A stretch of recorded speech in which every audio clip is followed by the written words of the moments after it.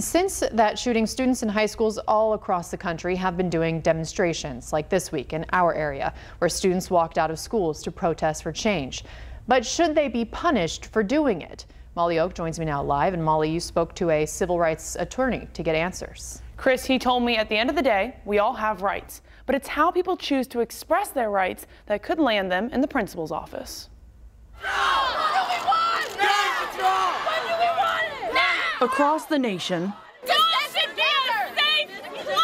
and across Texas, students hope to be heard through shouts and silence. But walking out of a classroom, any act of civil disobedience, could result in punishment. Comes with a risk. By definition, you're disobeying a rule or a law. A risk hundreds of students are willing to take. Students do have First Amendment rights. That's Edgar Saldivar. He's a civil rights lawyer with ACLU, Texas. Those rights don't go away inside the classroom.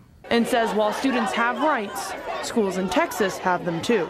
Schools do have the right to discipline students for being absent from class. That includes stepping out for protests or marches.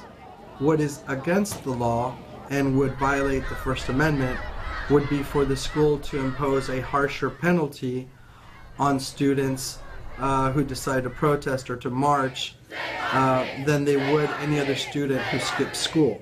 He says while schools are for learning, there are teaching opportunities outside the classroom. We want students to be contributing, informed members of society, and the best way to express your citizenship is by exercising your right. Keeping kids engaged and aware. I think those are fundamental to the future of our country, and the more we provide opportunities for our students to learn about that kind of civic engagement, I think the better off we're going to be as a country. He says at the end of the day, you have to think of it in terms of, is it disruptive or not?